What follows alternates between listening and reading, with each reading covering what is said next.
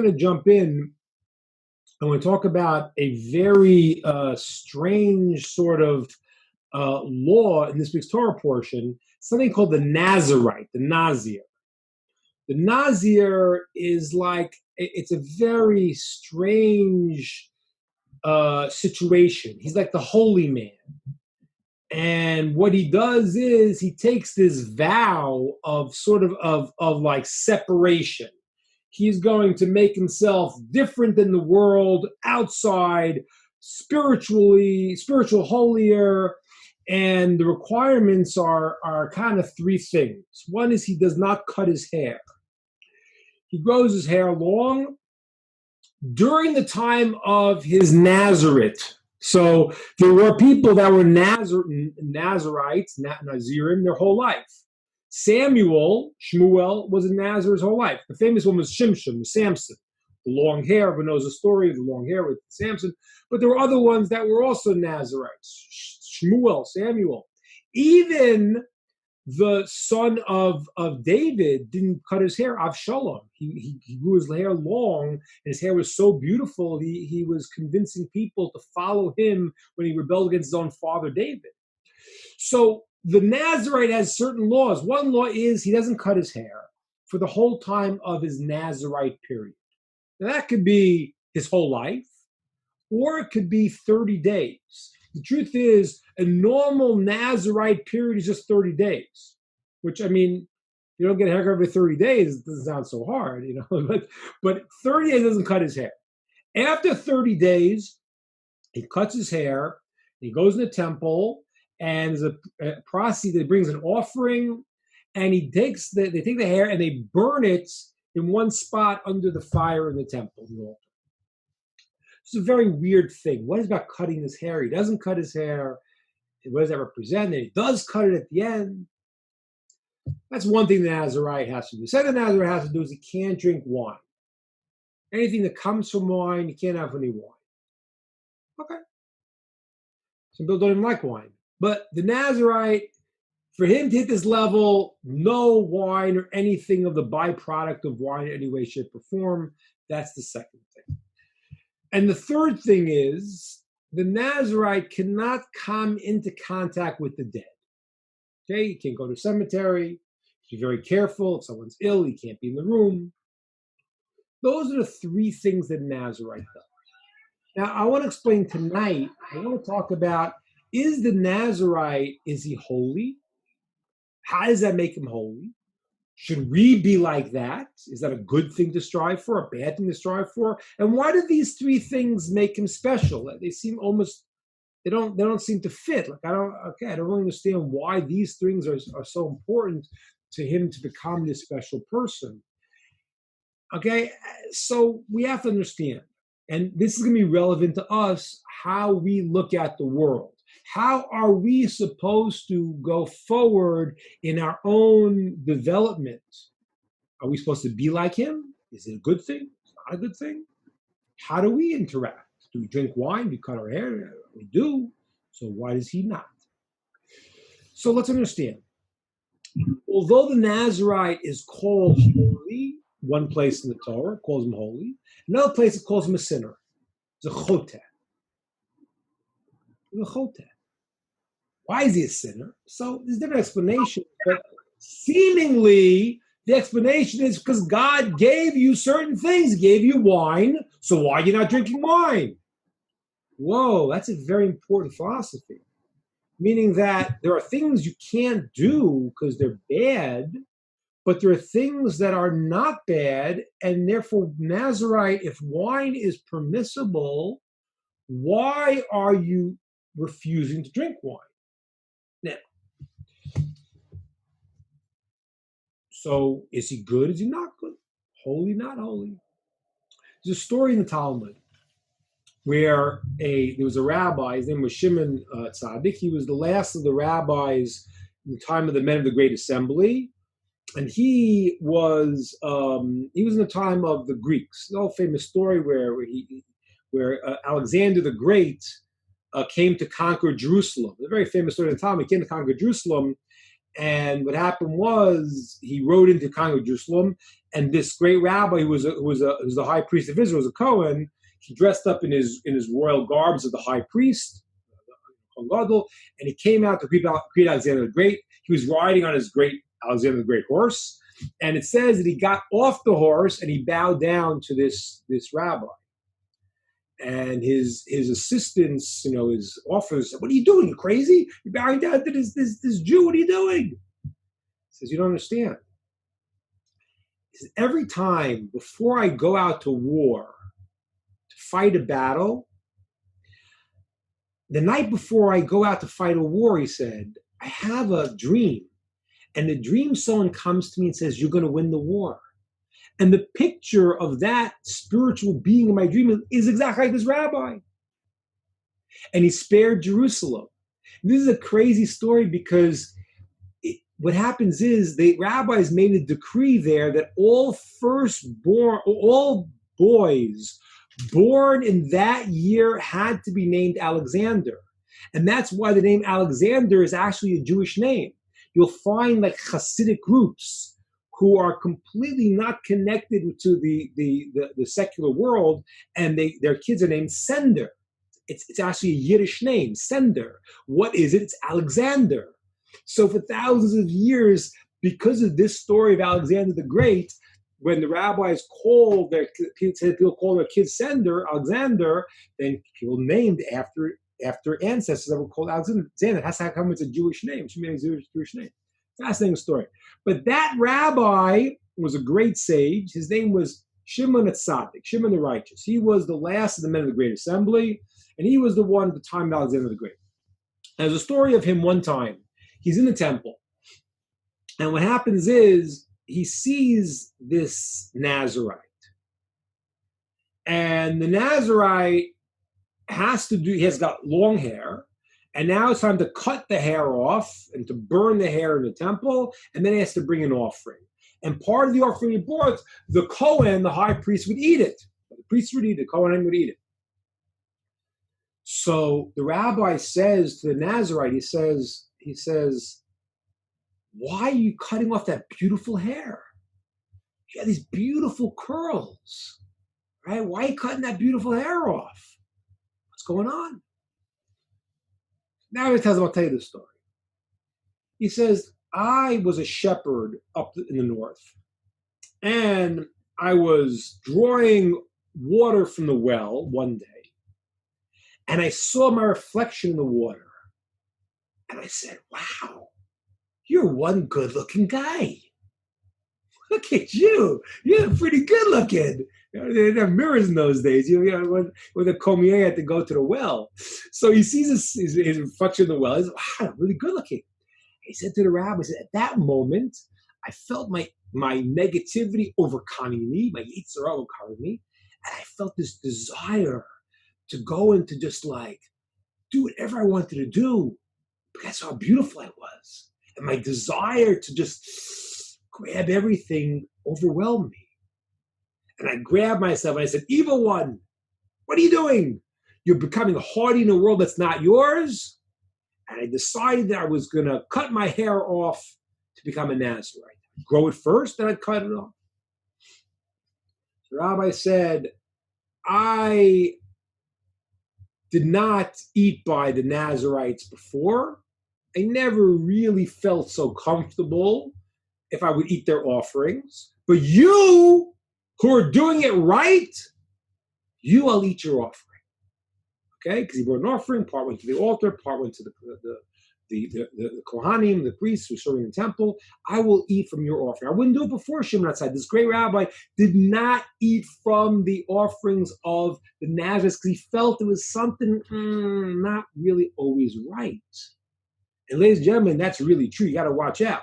Sometimes people are like, they get into this state of they're going to be holier than thou.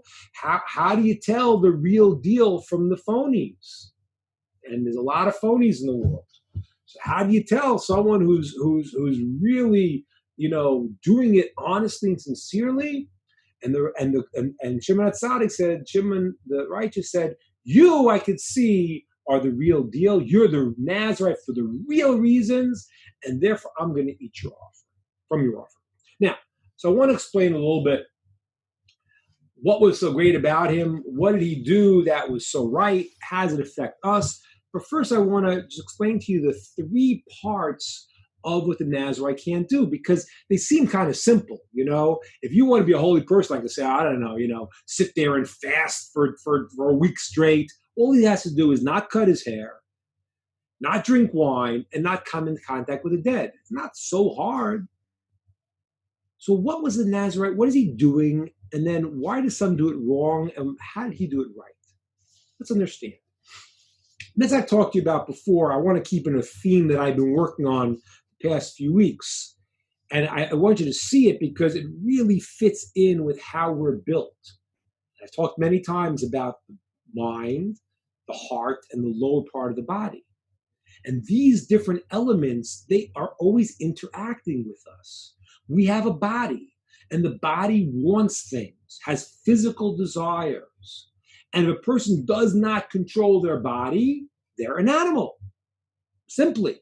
Which is why, there's some unfortunate people who are very confused in the world and think human beings are just animals, just advanced animals. Why do they think that? Because they follow their bodily desires like animals. That's not what it is. But you have a body, and the body has to be used and directed properly. You have emotions. You have your middle section, your feelings connected with your heart. And you can't shut them down. You can't be like, I'm a robot. I won't. No, you have aspirations.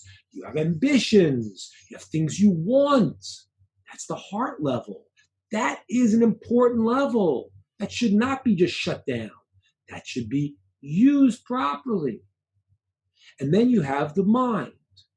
And the mind has to think of things and use the thought processes. But in all these three systems, it's easy to go off track.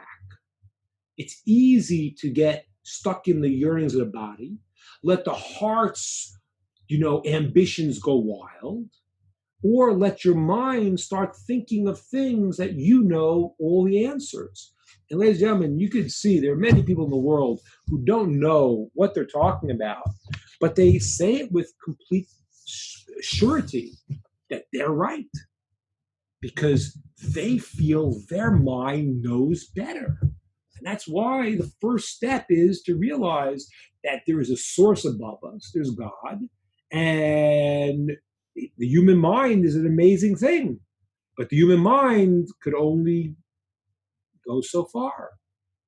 And when you make the human mind, the end all, that's a problem. It's amazing. The rabbis, they had a different discussion how they related to different secular scholars.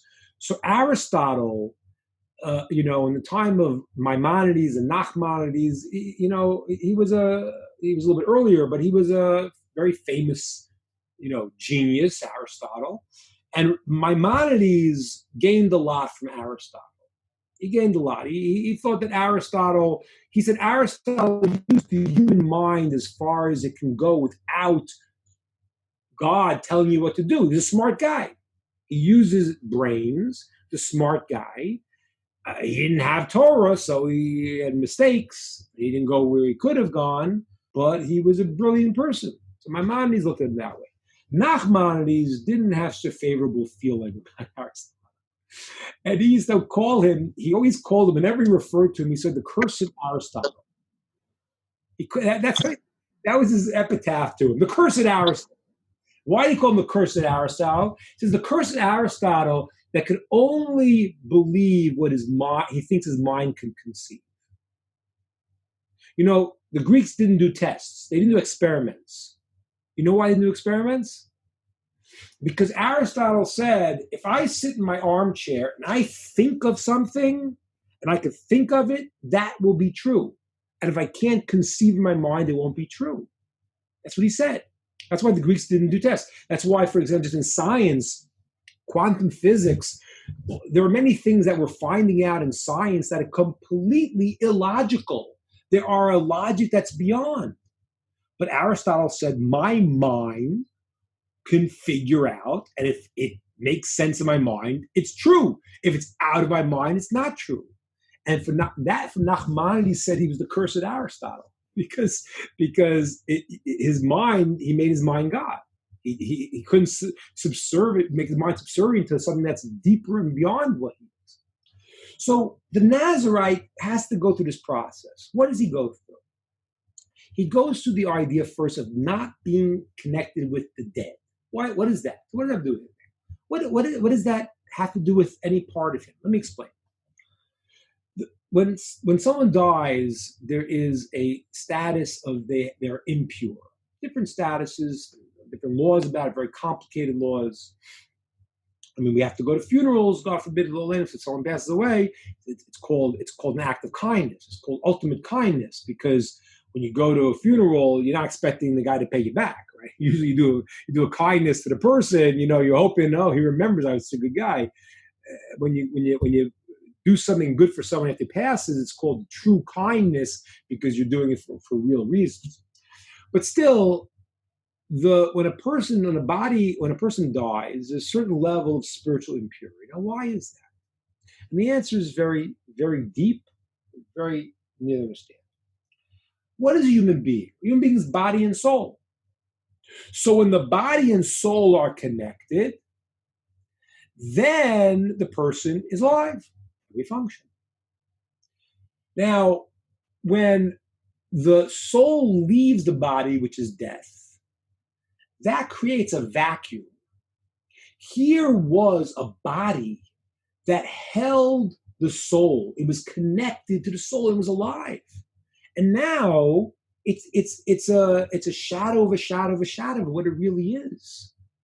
And legend is very important because that's why, like there are some religions that they go and they when the person dies, they make funerals and they try to adorn the body. It's not what it is. The body, we say, is beautiful and it's important and it's crucial as an encasing for the soul.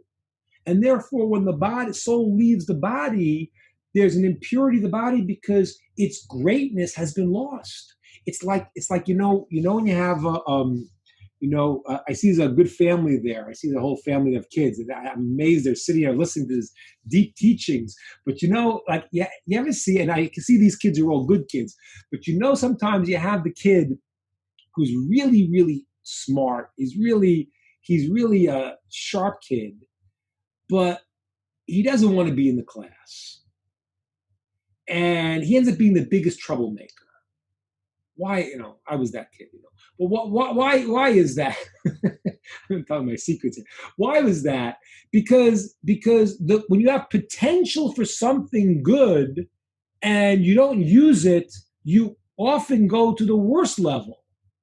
When somebody is like, he could be something and he's not understanding, so he uses all of his skills to be negative. The body is so great because it is the vehicle of the soul. And therefore, when the soul leaves the body now, there's a vacuum created of impurity because what the body was, it no longer is. Don't adorn the body then and say, whoa, it's beautiful when it's dead. No, bury the body and we say, okay, God should, fix up all our lower essence and elevate us. But the body is considered to be a positive thing when it's alive. When the soul leaves it, it's a shell of what it was. And that's the aspect of impurity. And that's the first level that the Nazir has to be careful for. He has to understand my physical desires have to be subservient to my soul. And the impurity of death represents a body without a soul. And so the Nazirite, he's got to be tuned in. I got a body? Yes. Is my body special? Yes. It's an encasing, it's a covering for the soul. It's like if you wouldn't take the Mona Lisa and put a cruddy frame around it, right? You make a nice frame around the Mona Lisa. But could you imagine a fool who goes to see the Mona Lisa and says, wow, what a beautiful frame? Right? He's a fool. He misses the idea. He goes for the external and misses the point. The body, when it is subservient to the soul, is great. So the Nazirite, he has to get away from the impurity of death. He has to say, ooh, the body is amazing when it's controlled and directed and subservient to the deeper part of the soul. That's the first thing. Second thing Nazir has to do is he's got to stay away from wine. Now, why? Is wine a bad thing? No, wine's not a bad thing. Wine's not a bad thing.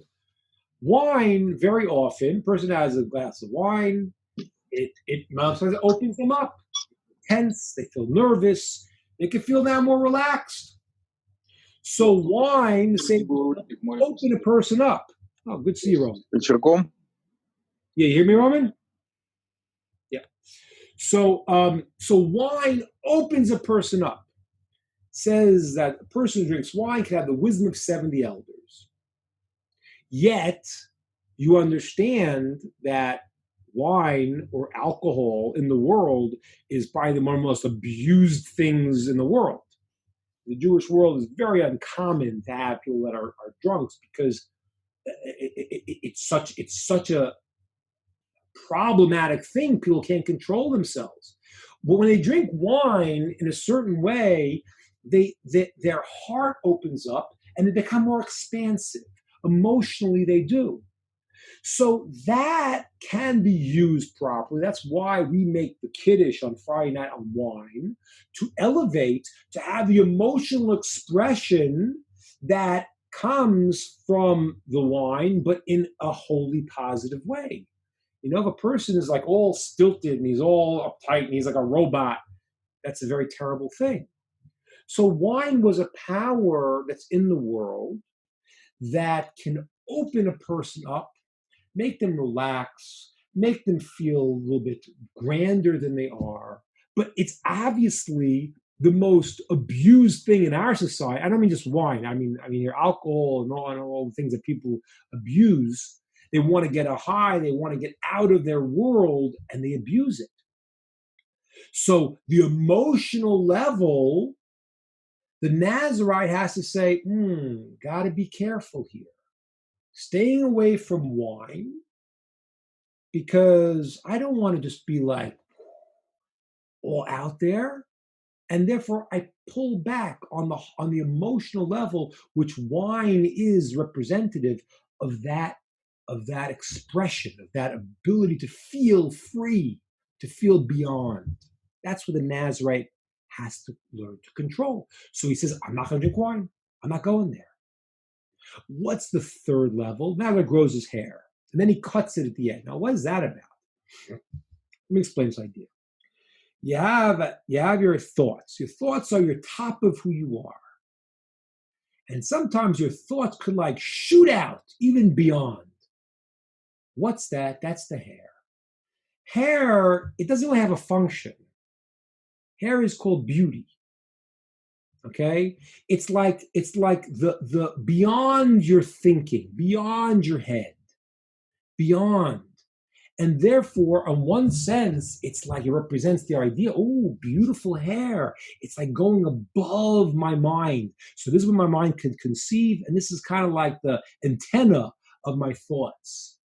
So a person who usually grows, I'm talking about usually a male. A female, it's not so much. Female, the hair is representing beauty, which is part of the idea of the beauty of women and how it's used as another class. But very often men with long hair, they end up using that in a way that become haughty. Like, for example, Avshalom, the son of David, I said he had this most beautiful locks of hair, and he drew everyone to him to become the king, to rebel against his father David. So what is that? Why is that? Because it represents the thoughts that are above you, right? I told you about Aristotle before. Aristotle, whatever he could think of, that's what was true. But there are thoughts that are beyond you. And that's like your crown. That goes to a place where you ask God to let me understand things that are even beyond what I think. So the growing of the hair represents the idea that the Nazirite, when he's in his Nazirite period, and he's guarding his heart and he's guarding his body, his thoughts could go above and connect. But when he finishes Nazirite, he's got to cut it off. He's got to say, I don't believe that I could extend past where I am. The head is my thoughts, and to extend past it, I have to make sure that I'm hooked in to the thoughts beyond me are from God and not from my own expanding past what I could think. That's what people do today. They ruin their thoughts by saying, I know everything. If it's true to me, I must be a genius. So then they make themselves God, and that's what the hair represents. So Nazirite, in the beginning, he grows it to show that I'm going to be careful. I'm going to watch out with my body and my emotions, and then my thoughts could be beyond Hashem. And then when he finishes Nazirite period, he's got to cut it off, and he's got to say, this is all for Hashem. Okay? I'm not thinking my thoughts are the end all. The thoughts that go out of my head that are beyond are to say there's much beyond my own thinking. Those are the three levels of Nazirite: to control the body, control the emotions, and control the head. Now, so I don't understand. So is he holy or is he a choteh, a sinner? Which one? Because the text seems to imply both. And the answer is like this. The answer is that the Nazirite was a therapy, was something that should be done on a partial basis. Meaning, in the story I said to you before of that Nazir, the beautiful hair, he realized that if he doesn't go and control himself and put fences for his body, his emotion, his mind, his haughtiness, because he saw how beautiful he was, would lead him onto a bad path. So he did a medical procedure, a psychological statement of saying, for this period of time, I'm going to control myself to rein myself back in. And that's the way a person has to live. So, for example, if let's say a person is very cheap, okay, they don't want to give anything, they don't. So what should you do? What do? What you do is, for 1 month, you go and become a spendthrift. Not throwing on stupid things, but buy people gifts and use your money and give charity and do the things and expand and be expansive. Because you know what's going to happen? If a guy is cheap and he goes to the opposite extreme, after a little bit of time, it's going to start going back to what he normally is. And hopefully he could stop in the middle and become balanced. A person is supposed to be balanced.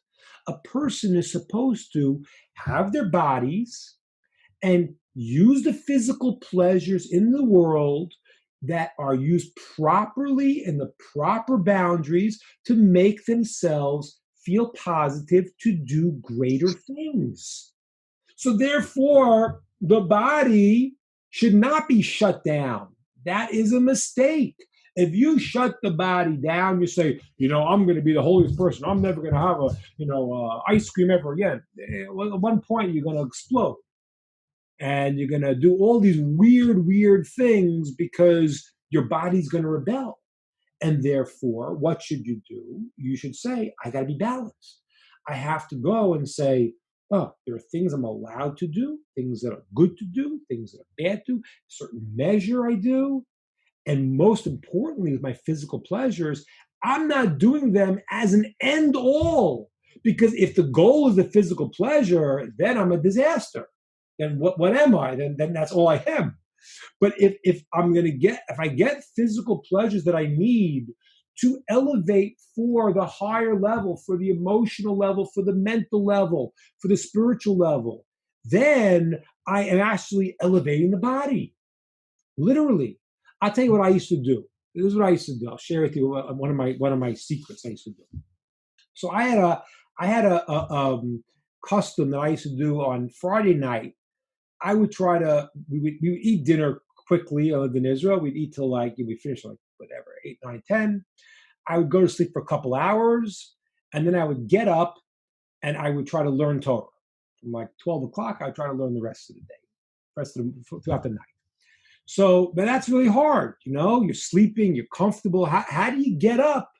How do you get up in the middle of the night, So you know what I used to do? This is my trick.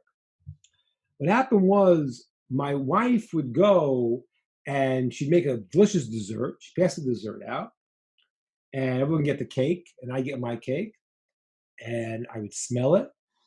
I'd say, oh, wow, that's a delicious smelling cake.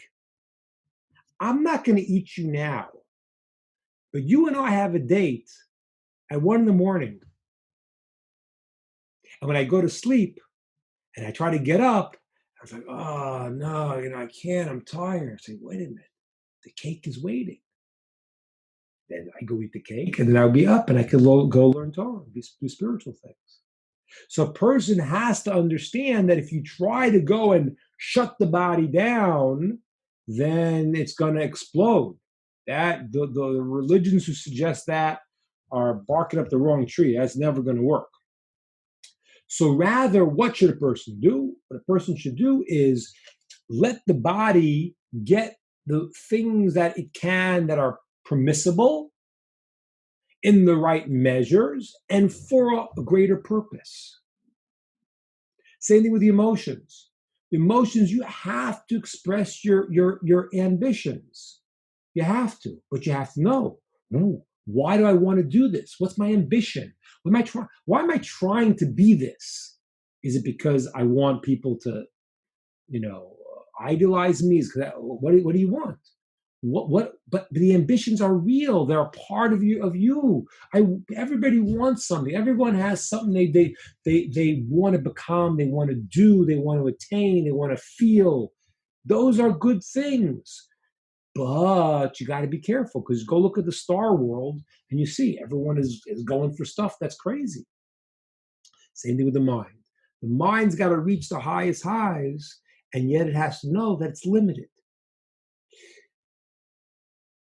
The problem of the Nazirite is if he's going to shut down the body, shut down the emotions, no wine, shut down the mind, most of the time he's not going to come out successful.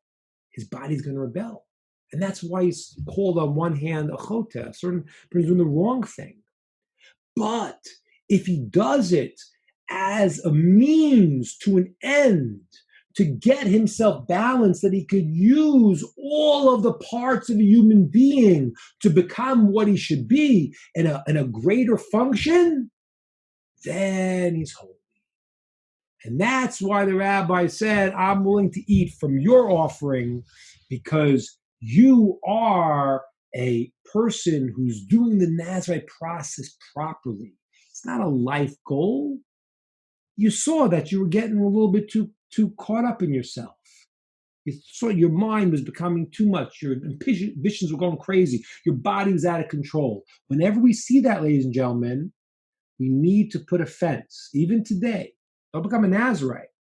Put a fence. If you see you're eating gluttonously, and you're not, then take a step back. Say, wait a minute, what's going on? I have a body, and there's probably some lacking in me someplace else. Fill it up with the food, and I got to take a step. I got to breathe. I got to say, wait a minute. What's wrong here? What do I really want? I'm going to feel so much better if I feel good about myself. So now I'm going to eat in a way that it's going to serve a higher purpose. If you see your ambitions are pushing you out of control, take a step back. What is this for? As we get higher in terms of what we're trying to create, we get all the parts of ourselves in line. And that becomes the great and amazing people that we have to become. Okay, that's the thought, guys. And I think we're going to open it up to questions, comments, ideas.